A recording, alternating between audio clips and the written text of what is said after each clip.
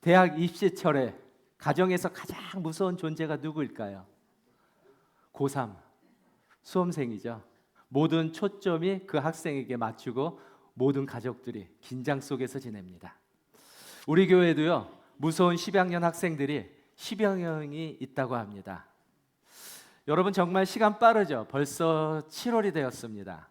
그렇다면 곧이어 HSC 대학 입시 시즌이 다가오는데 우리 학생들 모두가 열심히 공부하고 있으리라 저는 믿습니다. 제가 꿀팁 하나 드리죠. 학생의 본분은 공부가 됩니다. 당연히 열공해야죠.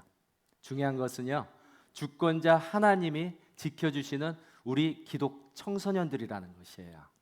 여러분이 주님과 함께 최선을 다하면은요, 결과는 하나님께서 책임져 주신다는 것이죠. 모두 파이팅입니다. 그런데요, 대학에 가면 다 끝난 건가요? 우리 청년부 어디 계신가요? 다 끝난 건가요? 꽃길만 펼치던가요? 아니죠. 더 치열한 사회라는 것이 기다리고 있습니다. 대기업 신입사원의 경쟁률이 80대 1이에요. 그리고 특히 아나운서의 경쟁률은 2,000명 중에 1명이 뽑힌다고 그래요. 정말 하늘에서 별 따는 그 높은 경쟁률입니다. 그런데요, 우리는 이제 이런 소리 들어도 전혀 놀라지 않아요. 당연한 진리가 되었다는 거예요. 여러분, 세상에서는 사람을 뽑을 때 어떻게 뽑습니까? 어떤 방법으로? 능력 좋은 사람, 스펙이 화려한 사람, 금수저, 핵인싸 같은 사람을 먼저 뽑아요. 이왕이면 다홍치마라는 말처럼 200% 당연지사가 됩니다. 그러나 하나님의 선택은요, 세상의 선택과는 전혀 다릅니다. 고린도전서 1장 27절에서 29절 말씀 보면 하나님은 세상의 약한 것들을 택하사 강한 것들을 부끄럽게 하려 하신다고 해요. 그리고 이는 아무 육체도 하나님 앞에서 자랑하지 못하게 하기 때문이에요. 여러분, 하나님이 선택하셨던 방법 한번 보겠습니다. 하나님은 출애굽 사건 때 젊고 건강한 청년이 아니라 누굴 선택하셨나요? 80세 노인 모세를 선택해서 나의 종이라고 부르셨어요. 하나님은요, 살인자였어요. 도망자였어요. 그 모세를 선택해서 이스라엘의 지도자로 세우셨습니다. 심지어 꼬마 다윗을 사용해서 거인 골리앗 한 방에 KO시키고 나에게 가장 합당한 자, 이스라엘의 왕으로 세워주셨다는 것이에요. 그뿐인가요?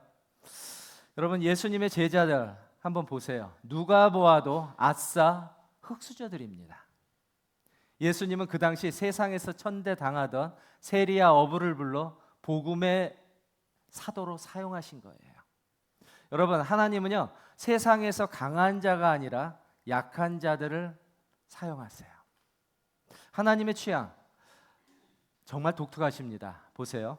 이번에는요, 기독교를 핍박하고 박해했던 그 원수 같은 사울을 선택해서 복음의 증인으로 사용하세요. 그는 세상에서 금수저로요, 예수 믿는 자들을 핍박한 종교 경찰이에요.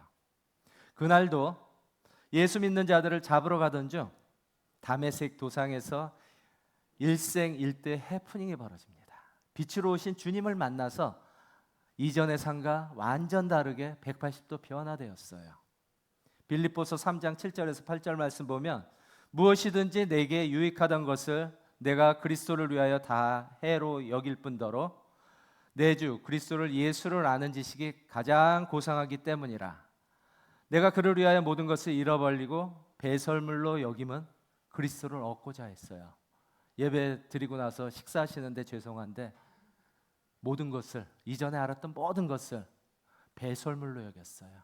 예수 그리스도를 아는 지식을 가장 고상하다고 여겼습니다. 근데 그는요, 날이 갈수록 증세가 더 심해졌어요. 날마다 십자가에서 죽겠다고 외치고 자기 몸에서 예수의 흔적을 지녔다고 말합니다. 여러분, 바울에게 있는 예수의 흔적이 무엇인가요? 우리 한국의 소울푸드 무엇이죠? 저녁 때 자주 드시는 거, 삼겹살 자주 드시죠? 삼겹살 구울 때 껍데기에 숫자나 글씨 같은 거 보신 적 있으시죠? 그거 지우려고 하면 안 돼요. 절대 안 지워집니다. 지워지지 않는 마크예요. 그게 바로 스티그마, 흔적이라는 것입니다. 바울에게 있는 그 지워지지 않는 예수의 흔적은 바로 육체의 가시가 돼요. 신약자들은 이 육체의 가시에 대해서 안질 혹은 간질병이라고 추측합니다. 그런데 두 가지 다 우리가 다 싫어하는 것들이에요. 만약 우리에게 이런 육체의 가시가 주어진다면 여러분 어떡할까요? 하루 24시간 하나님께 원망하고 불평할 거예요. 그런데 바울은요, 하나님이 주신 육체의 가시로 인해서 자신의 약함을 자랑합니다. 고난은 내게 유익이다. 갈라디아서 2장 20절 말씀처럼 나는 죽고 예수로 사는 삶을 자랑했어요. 9절에 보면은 내 은혜가 내게 족하도다. 이는 내 능력이 약한 데서 온전하여진다고 말합니다. 오직 예수만을, 십자가만을 자랑해요. 10절에 보면은 그러므로 내가 그리스도를 위하여 약한 것들과 능욕과 분핍과 박해와 공고를 기뻐하노니 이는 내가 약한 그때 강함이라고. 자신이 약할 때 그리스도의 강한 능력이 함께한다고 고백해요. 바울은요, 고난 속에서도 항상 기뻐하며 사나 죽으나 주님의 영광만을 위해서 살아갑니다. 이처럼 약한 자를 사용하시는 하나님은 어떤 또 한 사람을 선택합니다. 누가복음 15장에 등장하는 사리사욕의 눈이 멀어 방탕한 인생의 대명사, 여러분 누구죠? 그 유명한 탕자입니다. 둘째 아들 탕자는요, 살아계신 아버지에게 유산을 달라고 그래요. 아버지, 재산 중에서 나에게 돌아올 분깃을 내게 지금 주세요. 지금 당장 달라고 생떼를 씁니다. 아직 살아계신 아버지에게 유산을 달라는 그 행위는요, 칼만 안 들었지 강도 같은 수준이에요. 이것은 아버지와의 단절을 선포하는. 그럼에도 아버지의 리액션은 어떤가요? 아들의 요구에 그저 예스, 그래라, 그래, 다 해줄게. 아버지는요, 아들이 달라는 대로 다 해줍니다. 둘째 아들은 곧바로 재산을 챙겨서 먼 나라로 떠나갑니다. 왜요? 자기 인생 혼자 한번 멋지게 살아보겠다는 그 마음뿐이에요. 아버지를 떠나 멀리 가면 좀 더 자유롭게 생각했던 것이에요. 여기서 먼 나라는 그 거리가 아니라 영적으로 하나님을 떠난 상태를 말하고 있습니다. 자기가 주인이 되어 살아가는 삶이죠. 죄와 정욕 속에 빠져 사는 인생이라는 것이에요. 주머니가 두둑하니 육신의 정욕과 세속적으로 날마다 창기들과 즐기며 허랑방탕하게 살았습니다. 자기 생각에 영원히 이렇게 즐길 것만 같았는데 육체의 기쁨 어떤가요? 잠시 잠깐 끝났어요. 그는 미리 받은 유산을 다 탕진하고요, 궁핍한 삶에 시달리게 됩니다.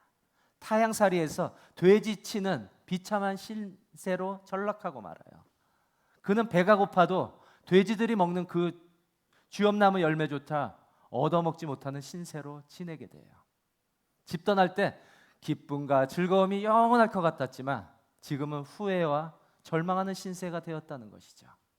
날마다 되지 못한 내 인생이라고 후회하면서 밑바닥 인생으로 정정긍긍하고 있습니다. 여러분, 이것이 바로 하나님을 떠난 인생이 돼요. 죄가 주는 유혹은 참 화려해 보여요. 근데 결국엔 파멸로 몰아갑니다. 죄의 끝은 절망이고 죽음밖에 없다는 것이에요. 여러분, 이 스토리가 만약에 여기서 끝이라면 우리 미래도 어둡게만 느껴집니다. 우리가 믿는 하나님은요, 죄인이 죽는 것도 원치 않으세요. 다 끝난 것 같은 인생이라도 구원하시는 하나님만을 붙잡아야 한다는 것이에요. 그래도 둘째 아들은 천만다행으로 아버지 집을 그리워합니다. 여러분, 고난 속에서도 내가 어떻게 마음 먹느냐에 따라서 살아가죠. 정말 중요합니다. 빛을 보면 어떻게 될까요? 눈이 부실까요? 희망이 생깁니다. 어둠 속에 있으면 어떻게 될까요? 점점 더 깊이 빠지게 돼요. 여러분, 어둠의 수렁에 빠진 탕자는 드디어 정신을 번쩍 차립니다. 노숙자 신세가 되어버린 탕자는 그래도 아버지 집으로 돌아가겠다고 결단해요. 우리 요한일서 1장 9절 말씀 다 함께 봉독하시겠습니다. 만일 우리가 우리 죄를 자백하면 그는 미쁘시고 의로우사 우리 죄를 사하시며 우리를 모든 불의에서 깨끗게 하실 것이라고. 우리가 죄를 자백하며 회개하면은 우리를 깨끗하게 흰동같이 해주신대요. 회개란 깨달음에서 행동으로 나아가야 합니다. 그래서 누가복음 15장 17절에 보면 이에 스스로 돌이켜 이르되 라고 말씀하는데, 스스로 돌이켜 라는 말은 회개라는 것이에요. 마음을 바꾸고 방향을 바꾼다는 것이에요. 그는 이전에 살았던 아버지 집을 그리워하며 혼자 독백합니다. 내 아버지에게는 양식이 풍족한 품꾼이 얼마나 많은가. 그런데 나는 여기서 이렇게 죽는구나. 그는 절로 자기 신세를 한탄하고 절망만 합니다. 만약 신세 타령만 하고 있다면 아무 일도 안 일어날 거예요. 다행히도 그는요, 절망 가운데서 아버지의 품을 그리워하고 있어요. 탕자는 생각을 행동으로 업그레이드합니다. 행동으로 옮긴다는 것이죠. 18절에 보면은 내가 일어나 아버지께 가서 이르기를 내가 하늘과 아버지께 죄를 지었다고, 자기 죄를 인정하고 회개하기로 결단해요. 탕자의 생각은, 그 회개는 생각에서 멈추지 않고 회개의 자리로 나갔다는 것이죠. 정말 대단한 용기입니다. 20절에 보면 이에 일어나 아버지께로 돌아가리라. 여러분, 집에 계시는 탕자의 아버지 궁금하십니까? 집 떠난 둘째 아들을 기다리는 아버지의 마음 어떻을까요? 썩은이가 빠진 것처럼 아버지가 시원했을까요? 날마다 속만 썩여 힘들어 죽겠는데 이젠 정말 잘 됐다. 이제 눈에도 보이지 않고 오늘부터 두 다리 쫙 뻗고 자야지. 난 자유야. 오 해피데이. 룰루랄라. 아버지가 이렇게 기뻐하셨을까요? 아니죠.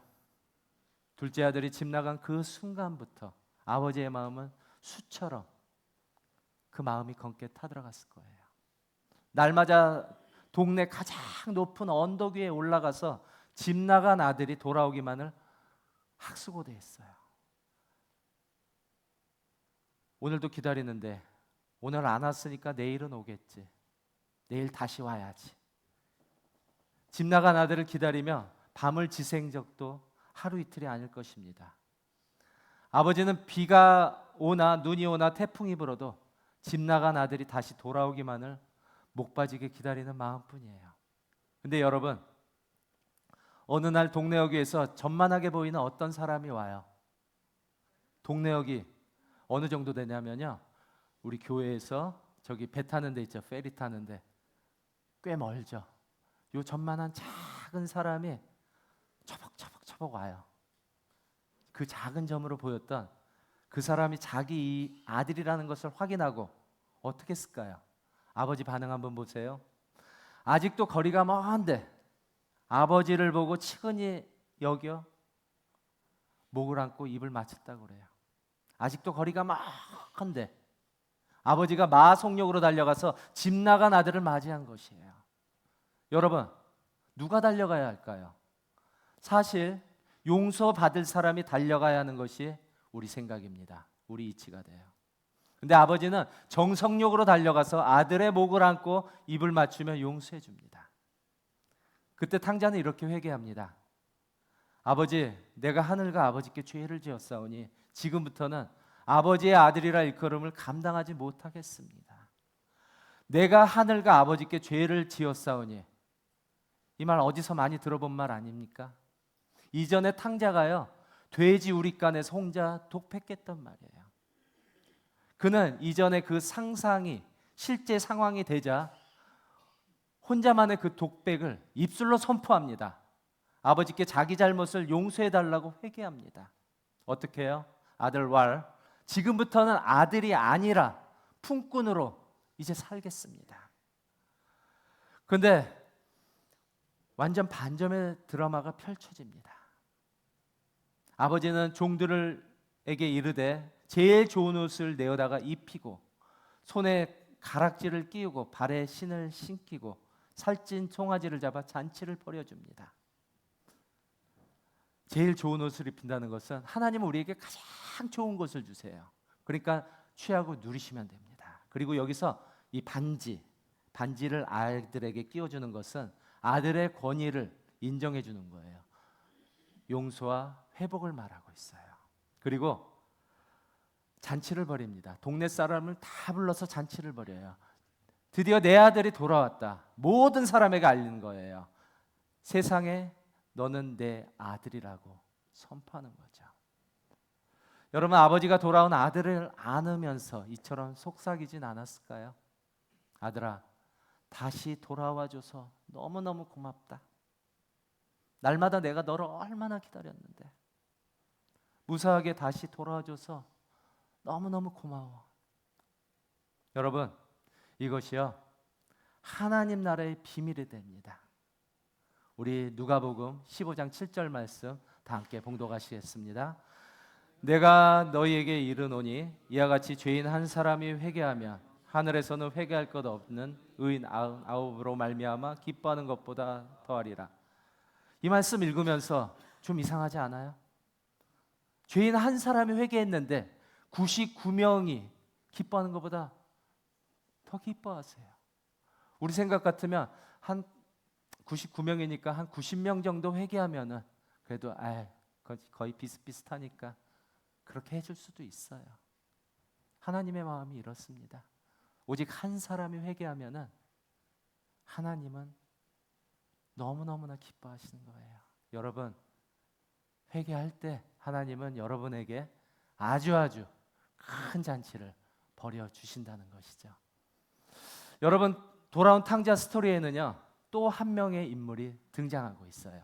누구입니까? 너무 그렇게 빨리 맞히시면 안 돼요. 우리 입장에서 아주 쉽게 이해되는 그분이죠. 바로 맏아들. 우리 심성과 너무나도 비슷한 탕자의 형입니다. 그는 동생이 돌아온 것에 대해서 어떻게 하나요? 분노하고 아버지께 불만을 토로합니다. 율법의 FM처럼 살아온 형 입장에서 당연한 리액션이 돼요. 아버지께 순종하며 굿보이로 지냈어도 자기에게는 염소 새끼 잡은 그 브론치조차도 없었다고 원망하며 자기 공로만을 주장해요.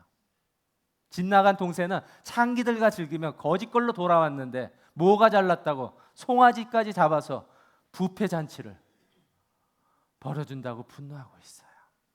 그는 자격을 따지며 돌아온 동생을 받아들이지 못합니다. 형은 자기가 노력했으니 보상을 받아야 한다는 그 생각뿐이에요. 여러분은 이 상황에 대해서 어떻게 생각하십니까?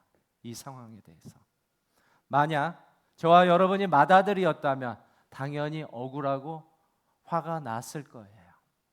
우리 같으면 더하면 더했지 덜하지 않았을 것이라는 것이죠. 이 상황을 세상 관점으로 바라보면 백부당 천부당 다 옳게만 여겨져요.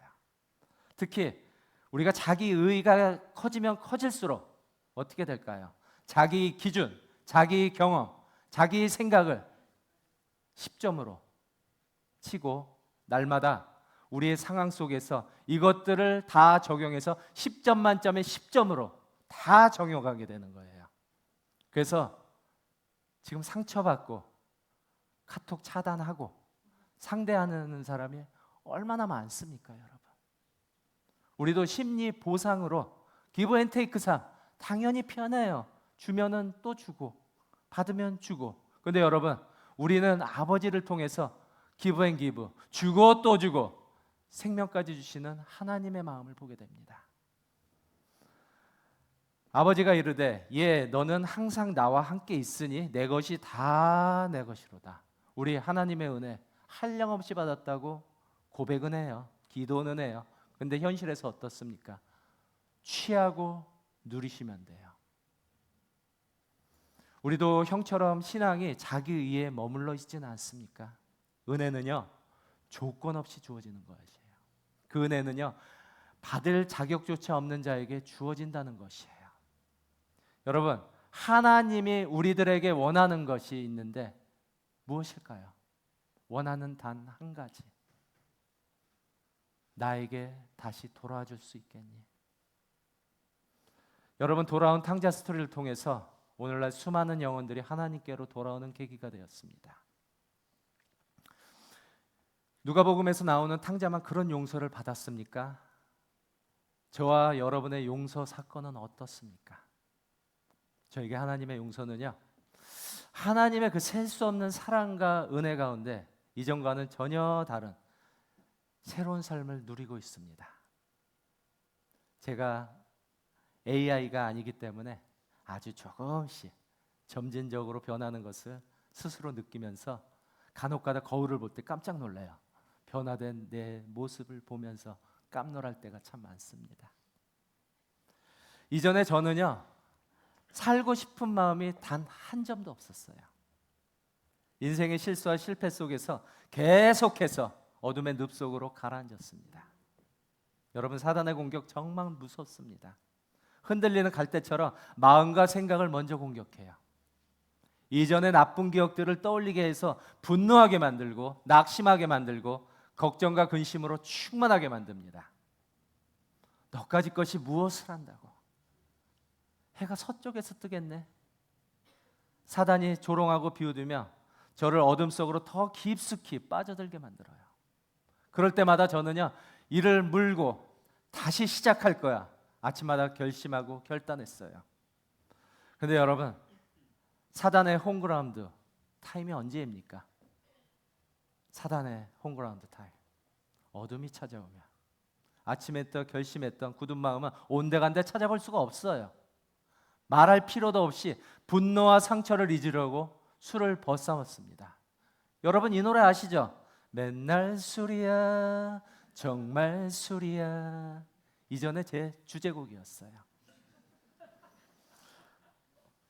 그 당시 제가 사용한 향수는요, 저의 흑역사 인생에서 흔적이라고 말할 수 있습니다. 요즘은 잘 안 팔더라고요. 시중에는 거의 없고 온라인에 들어가면 거의 한 3배 정도 비싼 가격에 이제 판매를 하고 있는데, 불가리 브루 향수 아시나요? 파란 병에 네모난 향수. 그 향수를 바라보면서 결단했어요. 이거 다 쓰면 나는 세상과 등지는 것이다. 결단했습니다. 세상을 살고 싶은 마음이 1%가 되었을 때 정말 세상에서 나 혼자 버려진 기분이었어요. 세상을 탓하고 증오하며 쾌세라세라, 이전보다 세속에 더 빠졌습니다.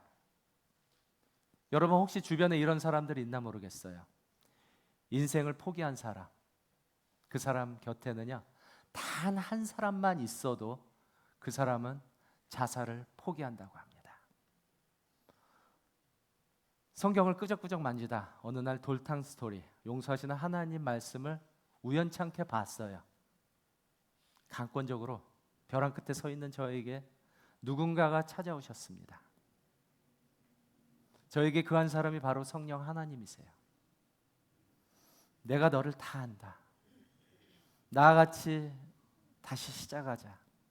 너는 누가 뭐라고 해도 세상에 하나밖에 없는 나의 사랑스러운 아들이란다. 근데 여러분, 그렇게 회복되고 몇 주가 지나서 서랍을 열어보니까요, 불가리 향수가 3병이나 더 있는 거예요. 그 서랍 속에. 저는요, 죽고 싶었던 것이 아닙니다. 살고 싶었던 것이에요. 저의 신음소리까지 다 들으시는 그 하나님은요, 다시금 하나님의 형상대로 저를 클린업, 대청소를 해주셨어요. 그 다음 날부터요, 술과의 전쟁, 성령 하나님께서 깨끗하게 정리해 주셨습니다. 하나님께 나아가 눈물로써 회개하며 제발 그 첫사랑을 회복해달라고 기도드렸어요. 신실하신 하나님은요, 우리의 기도 들으시고 우리의 기도에 응답하시는 그 하나님이십니다. 이처럼 해주시더라고요. 시편 기자는 동이 서에서 먼 것 같이 우리의 죄가를 우리에게서 멀리 옮기셨다고. 동과 서에서 먼 것 같이, 이곳 호주니까 시드니랑 퍼스예요. 다시 죄를 붙잡지 못하도록 이보다 더 먼 것으로 옮겨줬습니다. 뭐 남의 일이라고 뭐 공감들이 별로 없으시네요. 하나님 말씀하죠. 우리 하나님은 이런 분이십니다. 나 곧 나는 나를 위하여 내 허물을 도말하는 자니 내 죄를 기억하지 아니하겠다고. God forgive, God forget이에요. 하나님은요, 우리의 죄를 용서해 주시고 우리의 죄 기억도 안 하세요. 그런데 우리 어떻게 하나요? 날마다 이전의 죄들 곰탕 우려 먹듯이 날마다 생각하고 그 속에서 살아요. 나의 죄를 용서하시고 나의 죄를 다시는 기억하지 않으시는 그 하나님이시라는 것을 믿으시기 바랍니다. 하나님의 끝없는 사랑을 통해서 내가 약할 때 하나님의 강함을 깨달게 되었어요. 그 후부터요, 새 마음을 품을 때 새 일을 행하시는 신실하신 하나님과 오늘도 진한 데이트를 소망하는 것이 저의 기도 제목입니다. 혹시 거울을 보시거나 향수를 뿌릴 때 제 생각이 나면 기도 좀 부탁드리겠습니다. 여러분, 우리 인생은요, 하루하루가 하나님의 은혜로 살아가요. 오늘도 우리는 죄와 타협할 수밖에 없어요. 왜? 하루 24시간 영적 전쟁을 하기 때문에. 그렇지만 우리는 오직 하나님의 은혜로 살아갑니다. 돌아온 탕자가 인생의 흑역사 속에서 회개하여 아버지의 회복을 경험하게 됩니다. 죄의 사함을 통해서. 어떤 죄인지 우리 한번 읽어보죠. 미가 7장 19절 말씀입니다. 다시 우리를 불쌍히 여기셔서 우리의 죄악을 발로 밟으시고 우리의 모든 죄를 깊은 바다에 던지시느니라. 우리를 불쌍히 여기셨어요. 긍휼히 여기셨다는 것이에요. 그래서 그 죄악을 발로 다 밟아가지고 그 모든 죄래요. 한두 가지 죄가 아니에요. 깊은 바다에 던졌어요. 근데 우리 무엇 하나요? 바다에 가서 피싱이에요. 다시 그 죄를 건져서 다시 묵상해요. 이처럼 우리가 믿는 복음은요, 은혜의 복음입니다. 우리를 향하신 하나님의 사랑의 사이즈는 얼마만큼 클까요, 여러분? 하나님의 사랑의 크기와 넓이, 길이와 깊이는 감히 측량할 수 없다고 말할 수밖에 없어요. 우리가 그 사랑으로요, 우리를 구원하신 하나님을 아빠, 아버지라고 부를 수가 있습니다. 여러분, 얼마나 사랑하시면 그 하나밖에 없는 아들을 화목제물로 바치셨습니까? 우리를 향하신 하나님의 사랑은요, 무조건 사랑, 무제한 사랑이 된다는 것이죠. Unlimited love, unconditional love. 우리를 영원히 사랑하신다는 것이에요. 그 크고 놀라우신 사랑으로 인해 지금 우리가 영과 진리로 예배드리는 거예요. 성령 안에서 하나 된 우리들입니다. 내가 약할 때 하나님은 강함을 나타내세요. 크고 놀라우신 하나님의 역사를 바라보게 된다는 것이죠.